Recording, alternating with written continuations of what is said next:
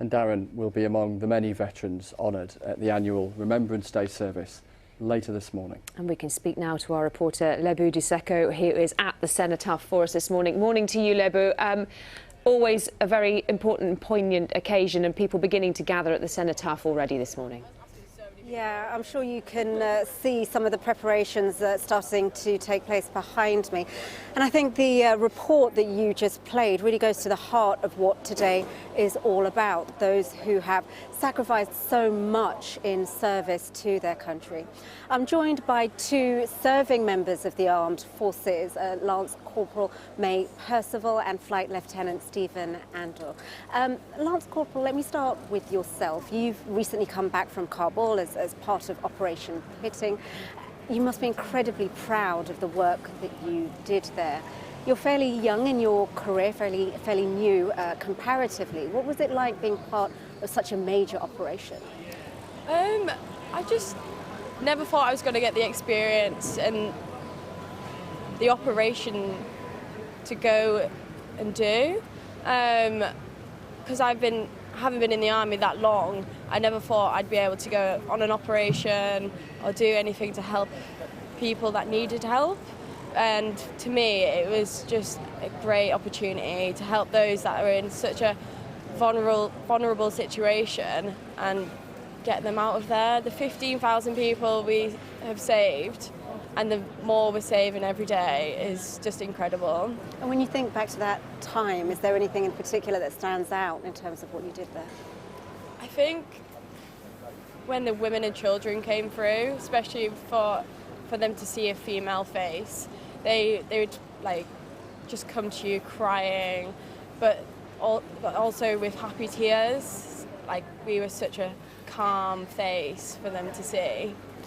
Flight Lieutenant, you have also served in Afghanistan, and you're a medic, you're a nurse, so you must have a particular perspective when it comes to Remembrance Day and how important it is. Oh yes, absolutely. So my job out there in Afghanistan was to facilitate the return of injured and sick 7 personnel back to the UK for treatment. It was a wonderful experience, and it does have an impact when you think of all the people that you're helping to get back either to the front line or get back to the UK to their loved ones and to recover and to rehabilitate back into working life.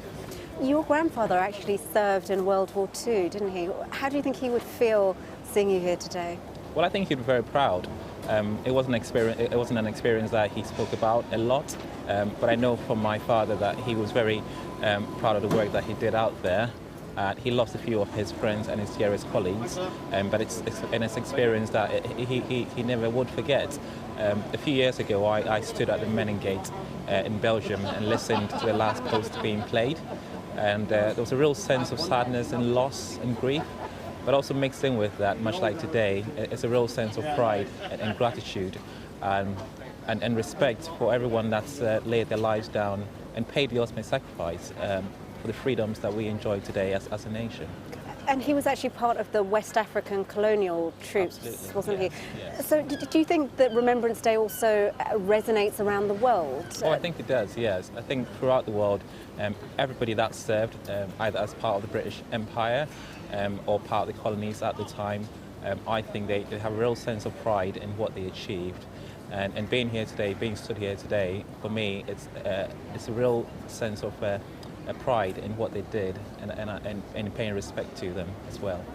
Lance Corporal, just to end with yourself, as a young person, what does this day mean to you? To me, this means those that sacrifice themselves for their country, and that we, and we as a country will never forget what they've done for us. And I think it's such a big point for us as young people today that we never forget their legacy that they sacrificed for us, and we just need to respect and acknowledge what they have done for us.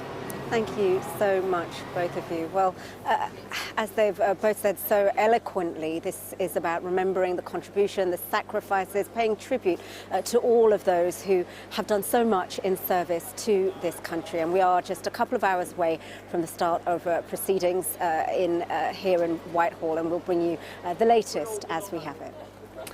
Lebo, thank you so much for that. Lebo Diseko for us.